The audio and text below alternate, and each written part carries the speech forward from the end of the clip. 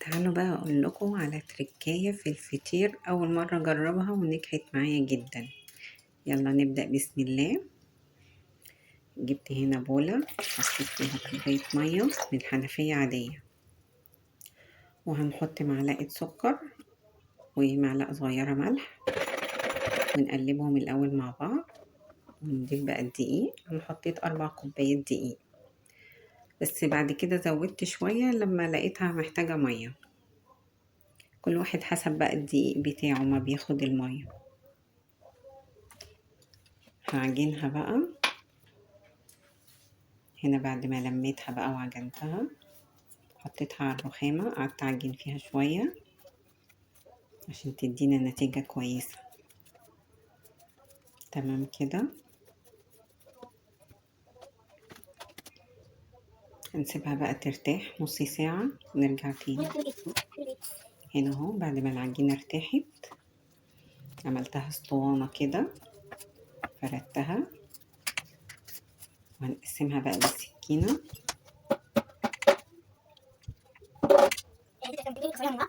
نقسمها بقى كور صغيرة.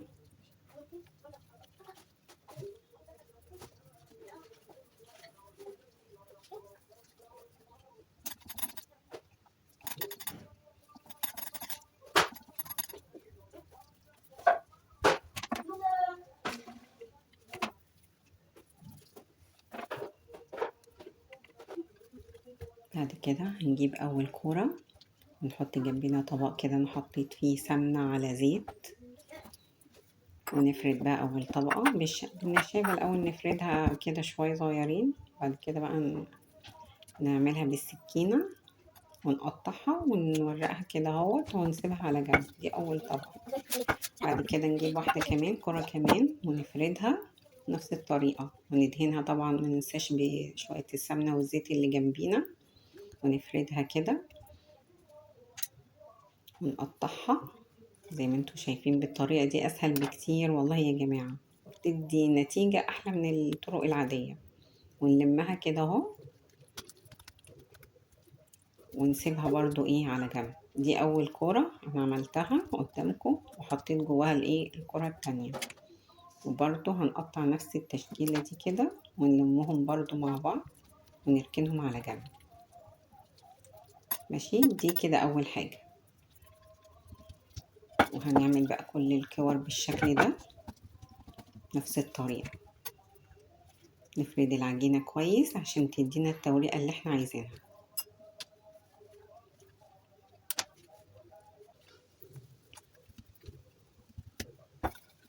سهلة خالص وبسيطة، يعني انتي لو اول مرة ونفسك تعملي الفطير اعمليه بالطريقة دي مش هتندمي بجد.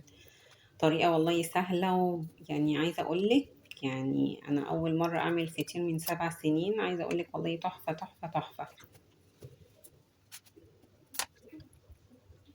هعملهم كلهم بالمنظر ده، وبين كل طبقة والتانية لازم ندهن سمنة علشان تدينا التوريقة الحلوة.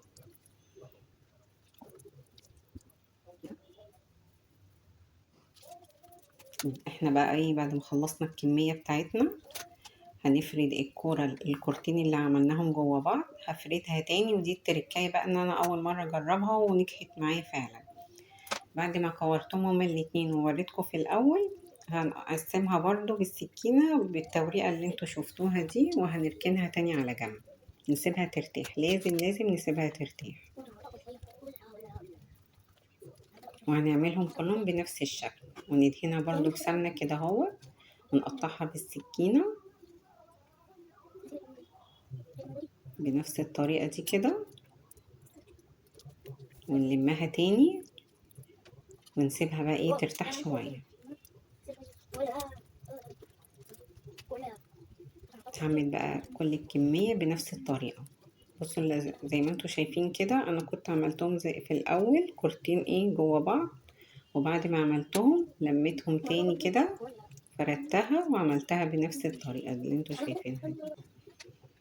بصوا انا كده خلصت، عملت لي العجينة اللي انا عملتها دي عملت لي 5 كور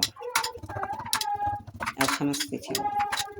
هنا بقى جبت الصينية وقعدت بقى ايه افرد فيها كده واعمل لها الشكل المظبوط بتاع الفطير. بدخلها بقى على الفرن على درجة حرارة عالية.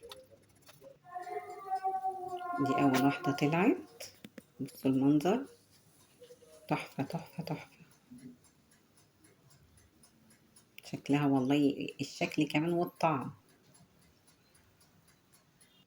ودي تاني واحدة، ممكن ندهنها سمنة على الوش كده لو حابين، مش حابين براحتكم. بعد ما طلعتهم بقى من الفرن دخلتهم في كيس حراري عشان تفضل ايه طرية. وهنا بعد ما خلصت شوية بقى جبنة عسل زي ما انتوا عايزين بقى تحبوا تاكلوا جنبها ايه. انا الدقيق اللي انا استعملته طلع معايا الكمية دي 5 فطيرات يعني متوسطين. بصوا بقى التوريقة، مش عايزة اقول لكم يعني جميلة جميلة والله قد ايه، ومقرمشة من بره القرمشة الحلوة دي، ومع العسل بقى والجبنة مش قادرة اقول لكم والله على الطعم. ما تنسوش بقى تشتركوا في القناة بتاعتي وتعملوا